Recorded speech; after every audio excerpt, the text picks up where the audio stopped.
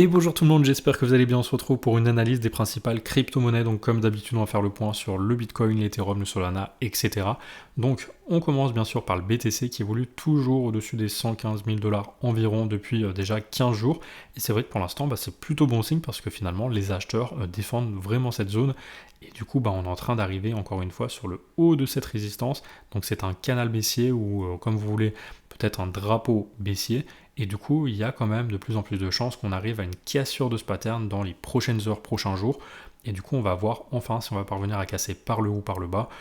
Pour l'instant, personnellement, je pense plutôt quand même par le bas parce qu'on a toujours, en tout cas, des points hauts de plus en plus bas et des points bas de plus en plus bas. Et qu'on est donc à l'intérieur d'une grande correction. Et normalement, dans une grande correction, on va chercher au moins le niveau des 0,382 de Fibonacci. Ici, il serait aux alentours des 112 900 dollars. Et en plus de ça, on a ici normalement plein de liquidités en fait à aller chercher parce qu'on a tout simplement un gap CME. Donc voilà, c'est pour ça que moi je pense qu'on va plutôt aller combler le gap et aller chercher cette correction avant de mieux repartir. Ça sera en tout cas le scénario idéal pour piéger en fait les gens qui pensaient qu'on allait repartir à la hausse. Donc piéger tout simplement les personnes qui ont longue, ensuite piéger aussi les personnes qui étaient haussières et qui finalement vont repasser baissières, qui vont repasser bearish. Du coup, elles vont penser que finalement on va beaucoup plus bas et en fait non, on va les piéger en repartant vers les 112 900 et pour aller chercher enfin cette target haussière qui est aux alentours des 128 000, 129 000. Ça dépend vraiment en fait de cette trendline ici qui relie ces deux points entre eux là. Ça fait déjà quelques mois qu'on a cette trendline qui s'est mise en place et c'est vrai que pour moi c'est le prochain objectif en fonction du timing. Bien sûr, si on y va ici, ça sera plutôt les 127 600, mais si on y va là, ce sera plutôt les 130 000. Donc on a plutôt intérêt en fait à mettre plus de temps pour y aller. Plus de temps on va mettre et plus la hausse en fait elle va être plus intéressante. Donc voilà, pour l'instant moi je penche plutôt quand même pour une correction, mais attention, si jamais on casse ici ce niveau des 120 300 dollars on va dire à la hausse, là, en clôture, bien sûr, ça voudra dire qu'en fait, finalement, on fait un nouveau point haut par rapport à celui-ci, et que du coup, on invalide pour moi la correction interne, et qu'il y aura des grandes chances du coup qu'on ait cassé ce petit triangle à la hausse, et également ce drapeau baissier, et du coup, ça nous déclenchera cette target haussière. Donc voilà, pour moi, pour l'instant, ce qu'il faut faire, c'est tout simplement observer ce qui se passe dans les prochaines heures, prochains jours. Si on casse à la hausse les 120 500 environ en clôture, là, c'est vrai que moi, je repasserai bullish pour aller chercher ça. Maintenant, de toute façon, sur le long terme, ma target n'a pas changé. Mon premier niveau de TP, il est toujours sur les 125 400 dollars environ. Ça correspond au niveau des 1,414 de Fibonacci. Ça, pour l'instant, moi, je ne changerai pas mes prises de TP parce que pour moi, j'ai accumulé tout ici et également toute la baisse. Donc pour moi, j'ai équilibré mon niveau d'entrée vers les 30 000, 35 000 dollars.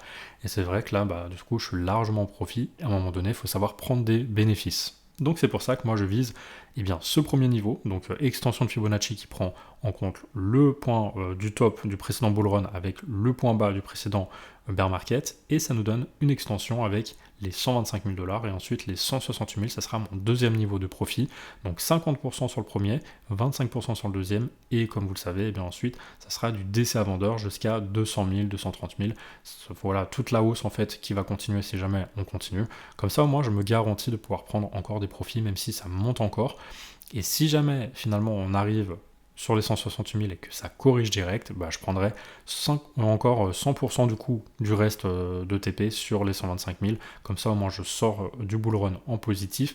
Et ensuite, il y aura de grandes chances du coup qu'on ait un inversement de tendance et qu'on aille finalement en bear market. Donc c'est pour ça que moi, je vise ces TP là. Et ensuite, on verra bien. En tout cas, pour l'instant, on est toujours très haussier également du point de vue Ishimoku avec, tout simplement, ici ces courbes qui sont en train de monter, qui sont en train d'accompagner le prix. Donc là, maintenant, on a la Kijun qui est aux alentours des 75 000 dollars. Donc autant dire que si on repasse sur les 75 000 dollars, ça sera tout simplement l'entrée en bear market. Pourquoi je dis ça? Parce qu'en général, lorsqu'on casse la Kijun à la baisse, comme ici par exemple, c'était l'entrée en bear market et on a fait une grosse correction avant de finalement repartir les prochaines années après. Donc là, pareil, on a cassé la Kijun et ensuite, c'était le bear market. On a cassé, pas ici, parce que ici on a gardé en support, on voit que le corps de bougie, il a clôturé au-dessus, mais lorsqu'on a cassé avec la Kijun ici, bah c'est vrai que là on est parti en bear market. Donc voilà, c'est pour ça que moi je surveille aussi la Kijun pour mes prises de profit, parce que si jamais finalement on casse à 75 000 $, bah c'est vrai que là je prendrais un gros TP, parce que finalement je pense que ça serait un signal bearish et que du coup on aura invalidé toute notre hausse actuelle là, et puis du coup bah ça sera plutôt bearish. Alors de toute façon, bien sûr, on a déjà ces cycles qui se répètent, et du coup mes prises de profit par rapport à ça. Moi de toute façon, ce que je surveille aussi, c'est le Peak Indicators, donc sur CoinGlass. Donc là, vous allez avoir tout simplement les 30 plus gros indicateurs de top de marché. Donc il y en a qui ont beaucoup montré, en fait, qui ont beaucoup montré leur précision, notamment le P-Cycle Top Indicator qui a montré au jour près sur le précédent cycle le top du marché. Donc là, pour l'instant, il indique que le top du marché il serait aux alentours des 178 000. Donc ça voudrait dire que pour l'instant, bah, je pourrais prendre mon premier TP ici, mon deuxième TP ici, et ensuite bah, je pourrais prendre en DCA vendeur tout ici hein, jusqu'aux 178 000. Et ensuite, bah, je reprendrai potentiellement un profit sur les 168 000 par exemple. On verra comment ça se passe. Mais en tout cas, voilà. Après, il y a des gens qui vont me dire, mais pourquoi du coup tu prends pas direct un TP plutôt à 168 000? Pourquoi tu ne revends pas tout ici? Ou alors même à 178 000? Bah, tout simplement parce qu'on n'est jamais sûr de rien, et qu'il se peut très bien qu'en fin de compte, cet indicateur-là est tort, parce que ça reste un indicateur. Mais en tout cas, pour l'instant, ce que je vois, c'est que 100% de ces indicateurs, sachant que je ne prendrais même pas trop en compte, en fin de compte, la Bitcoin dominante, parce qu'en fin de compte, elle est déjà passée en vente, et finalement, elle repasse maintenant en achat, bref, en hold. Mais en fait, je la prends pas du tout en compte, parce que c'est pas parce que Bitcoin va s'arrêter que les altcoins vont s'arrêter également. Normalement, pendant un mois environ, les altcoins font qu'exploser après que le Bitcoin ait atteint son top du bull run. Donc ça veut dire que même si le Bitcoin a atteint son top, bah, les altcoins vont continuer à performer pendant quelques semaines. Et c'est pour ça que je le prends pas en compte. Mais pour l'instant, c'est vrai que sur les 29 autres, bah, on a 100% de hold dans tous les cas. Donc c'est pour l'instant très très optimiste sur les cryptos, et pour l'instant je vois pas vraiment de retournement à venir sur le moyen ou le long terme. On est très très bien avec ce cycle qui se répète, et je le rappelle, à chaque fois on a toujours un triangle qui se trace avec tout simplement la phase de bear market, de récupération et puis de bull run. On va toujours chercher minimum les 1,414 de Fibo et les 1,618, et même la hauteur de la flèche en violet. Et du coup la hauteur de la flèche en violet, ça serait largement au-dessus des 200 000, donc voilà à voir ce que nous réserve l'avenir, mais pour l'instant, je suis toujours optimiste sur les crypto-monnaies. Et avant de passer à la suite de cette analyse, sachez qu'il n'est pas trop tard pour réclamer un bonus allant jusqu'à 50 $ sur la plateforme Bybit. Pour cela, vous avez juste à créer un compte sur bybit.eu. Donc c'est leur nouvelle plateforme qui est régulée en France et en Europe. Donc maintenant, c'est fini avec bybit.com. Il faut créer un nouveau compte. Peu importe si vous aviez un compte avant ou pas, il faut créer un compte sur bybit.eu. Et ensuite, déposer 100 $ sur la plateforme minimum pour recevoir déjà 20 USDC. Et ensuite, une fois que c'est fait, allez dans le Rewards Hub, et là vous avez 30 $ supplémentaires à réclamer. Bien sûr, c'est cumulable, donc je vous invite bien sûr à lire tout ça, mais c'est très facile. Vous avez juste à faire un KYC, vous recevez 5 $ supplémentaires, déposer 10 $ ou plus, et là vous recevez 5 $, etc. Donc très facile, très rapide. Voilà, ça se passe vraiment très très bien pour la réouverture de Bybit, parce qu'ils ont plein de nouvelles offres. Notamment, il y a toujours 100 000 USDC de récompense à gagner. Donc c'est un tirage au sort qui aura lieu le 1er août. Donc n'hésitez pas à faire ça. Vous avez encore un jour pour le faire. Et voilà, vous avez également jusqu'à 5000 USDC. J'avais déjà un peu fait le détail dans ma dernière vidéo, donc je ne vais pas le refaire. Mais voilà, vous avez énormément de récompenses à aller chercher pour la réouverture de Bybit en France et en Europe. Donc n'hésitez pas à aller regarder ça. Et en plus, vous avez également, pour ceux qui déposent de l'argent et qui achètent des cryptos avec, vous avez la possibilité de faire fructifier tout simplement vos cryptos, et d'avoir des revenus passifs, notamment avec de l'USDC à 3% annuel. Ça veut dire que c'est mieux qu'un livret A, donc plus intéressant.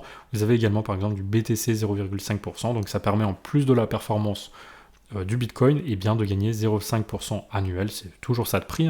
Si vous avez des cryptos dans un coin quelque part et qu'elles ne sont pas en staking, pourquoi pas faire du staking sur Bybit par exemple, pour débloquer tout un tas de revenus passifs en plus. Donc voilà, je vous laisse faire le tour bien sûr sur la plateforme, et je vous mets mon lien en description, en commentaire épinglé. Ça permet d'encourager la chaîne, et à moi aussi ça me permet d'organiser encore des giveaways dans le futur, si jamais ça génère de l'argent, parce que je vous le rappelle, c'est de l'affiliation, donc forcément ça peut générer un peu d'argent, et cet argent en général je le reverse dans mes calendriers de l'Avent, et également dans des giveaways. Donc n'hésitez pas à utiliser mon lien, comme ça je reverse ça à la communauté, et c'est que du bénéfice dans tous les cas, pour vous comme pour moi. Donc voilà. On enchaîne avec la Bitcoin dominance, c'est très important de regarder ce qui se passe là-dessus avant de passer aux altcoins parce que ça va nous donner une idée en fait d'un potentiel rallye aussi à venir sur les altcoins dans les prochaines semaines ou les prochains mois. Et c'est vrai qu'on avait cassé ce biseau ascendant par le bas et lorsqu'on l'a cassé à la baisse, vous pouvez voir qu'on a une grosse chute qui est arrivée. Et maintenant, ce qui est super bien, c'est que de 1, on a fait un nouveau point bas par rapport à celui-ci en allant ici aux alentours des 60%. Donc on inverse la structure et ça repasse baissier en tout cas sur le court terme. Et ensuite, surtout, on est repassé sous un niveau de support très important. Donc ça faisait office de résistance, le niveau des 62%. Et puis finalement, on l'a gagné, on est passé au-dessus, ça a servi de support. Et là, maintenant, tout niveau de support fait office de résistance une fois qu'on repasse en dessous. Donc maintenant, on a eu un gros rejet, il y a de grandes chances qu'on continue la baisse en direction tout d'abord de ce niveau des 56%. Et ensuite, soit on a un petit rebond encore, ou soit on continue vers les 54%. En tout cas, in fine, à mon avis, on va aller chercher les 54,8% dans les prochaines semaines, prochains mois, ce qui voudrait dire qu'on aura un Bitcoin qui va moins performer face aux altcoins. On aura donc une hausse moins importante sur le BTC, ou voire même, il va peut-être stagner un peu, pendant que les altcoins, par exemple l'Ethereum, le Solana, etc., vont continuer à monter et qu'elles vont moins corriger que maintenant. Voilà, donc ça c'est vraiment la première chose à voir, c'est que ici les altcoins sont plutôt en train de montrer leur retournement face au BTC et que ça c'est bullish pour les altcoins. Donc maintenant qu'on a vu ça, on peut passer à l'Ethereum. C'est vrai que lui il évolue à l'intérieur d'un grand canal baissier, il la casse à la hausse et maintenant on voit que ce grand niveau de résistance fait office de support et qu'il a permis un rebond chirurgical ici sur le haut du canal pour mieux aller exploser à la hausse en direction de notre target à 4555 $. Donc pour l'instant, ma target elle est toujours là, elle permettrait d'aller liquider les personnes qui étaient rentrées ici en short, si on a toujours, et surtout de faire un nouveau point haut par rapport à celui-ci. Une fois qu'on aura cherché ça, peut-être qu'on aura une petite correction, on verra plus tard, bien sûr en fonction du timing, mais pour l'instant c'est vrai que je suis toujours très largement haussier, tant qu'on n'a pas touché notre target à 4555 $ sur l'Ethereum. Et alors pour le long terme, je vous ai trouvé un plan quand même très intéressant. Regardez, donc vous avez ce grand triangle que je montre depuis des mois et des mois, qui est en train de rejeter pour l'instant le prix, mais potentiellement on pourrait casser ça dans les prochaines semaines. Donc si on casse ça à la hausse, en weekly, ça voudrait dire qu'on déclenche notre target numéro 1, ça serait les 6436 $, ça correspond au niveau 1,414 de Fibonacci, donc tout simplement c'est une extension, en prenant le top local et le bottom local, ça nous donne ça.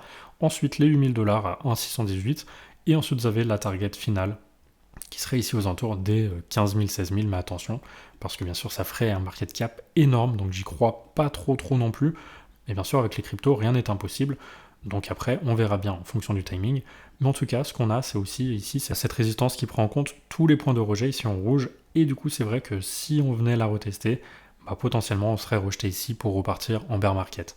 Donc c'est vrai qu'on n'a pas non plus un potentiel énorme à mon avis sur l'Ethereum. On devrait aller chercher les 1,414 sans trop de problèmes à 6400 $, mais il ne faudrait pas qu'on y aille tout de suite parce que sinon c'est vrai que là on va encore stagner pour mieux remonter potentiellement.